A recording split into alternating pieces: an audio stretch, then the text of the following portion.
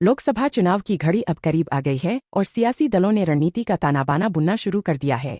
राजनीतिक दलों का फोकस संगठन से लेकर गठबंधन तक है और चुनावी नारे भी अब गढ़े जाने लगे हैं।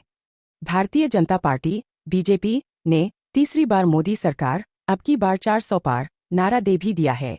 प्रधानमंत्री नरेंद्र मोदी भी अपनी जनसभाओं में बीजेपी को 370 और एनडीए को 400 से अधिक सीटें देने की अपील कर रहे हैं। बीजेपी ने 400 सीटें जीतने का लक्ष्य तय कर तैयारी भी शुरू कर दी है।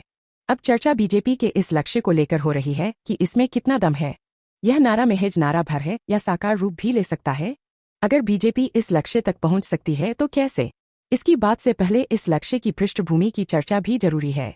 दरअसल बीजेपी के लक्ष्य के पीछे 1984 के चुनाव में कांग्रेस के प्रदर्शन को आधार माना जा रहा है। इंदिरा गांधी की हत्या के बाद हुए तब के लोकसभा चुनाव में कांग्रेस को 414 सीटों पर जीत मिली थी। तब कुल 38 करोड़ वोटर थे, जिनमें से 24 करोड़ ने अपने मताधिकार का उपयोग किया था और कांग्रेस को करीब 50% यानी करीब 12 करोड़ वोट मिले थे।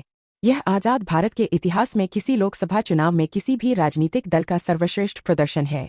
अब बीजेपी ने 2024 के चुनाव में अकेले दम 370 सीटें जीतने और एनडीए की सीटों का आंकड़ा 400 पार पहुंचाने का लक्ष्य रखा है, तो उसके अपने कैलकुलेशन भी हैं।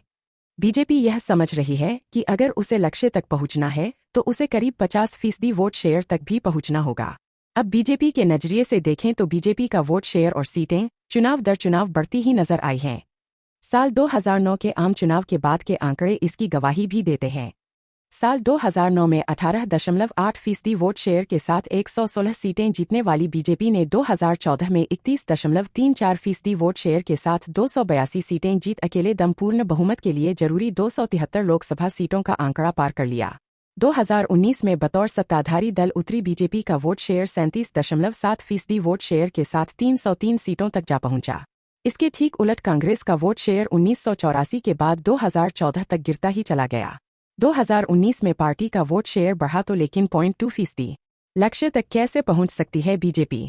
अब सवाल यह भी उठ रहे हैं कि बीजेपी ने 400 से अधिक सीटें जीतने का लक्ष्य तो निर्धारित कर दिया, लेकिन पार्टी इस लक्ष्य तक पहुंचेगी कैसे?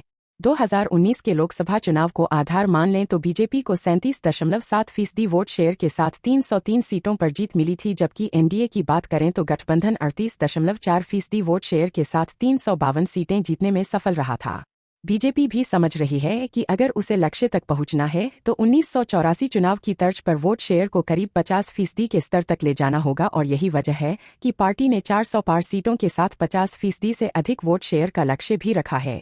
इस लक्ष्य तक पहुंचने के लिए बीजेपी को करीब 13% या एनडीए के पक्ष में 12% वोट स्विंग की जरूरत होगी। सीटों की ही बात करें तो 72 सीटें ऐसी थीं जहां बीजेपी के उम्मीदवार दूसरे, 31 सीटों पर तीसरे स्थान पर रहे थे।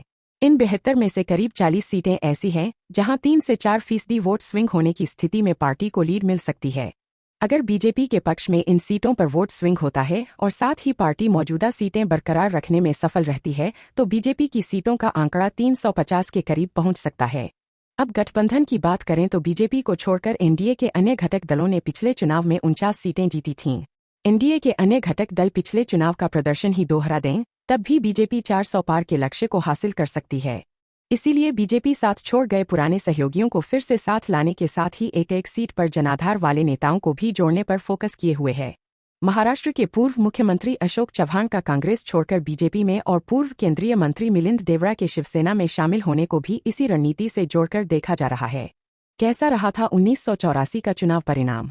साल 1984 के आम चुनाव से पहले 1981 में संजय गांधी की मृत्यु हो गई थी। चुनाव करीब थे कि इंदिरा गांधी की उनके सुरक्षाकर्मियों ने ही अंधाधुंध गोलियां बरसाकर हत्या कर दी। पहले संजय और फिर इंदिरा। कुछ साल के भीतर दो बड़े नेताओं को खो चुकी कांग्रेस को इन झटकों से उबारने का बीड़ा राजीव गांधी ने उठाया। राजीव गांधी को प्रधानमंत्री बने अभी 2 महीने ही हुए थे कि लोकसभा चुनाव हो गए। तब 515 सीटों के लिए हुए इन चुनावों में कांग्रेस को सहानुभूति की लहर का लाभ मिला और पार्टी 49% से अधिक वोट शेयर के साथ 414 सीटें जीतने में सफल रही थी।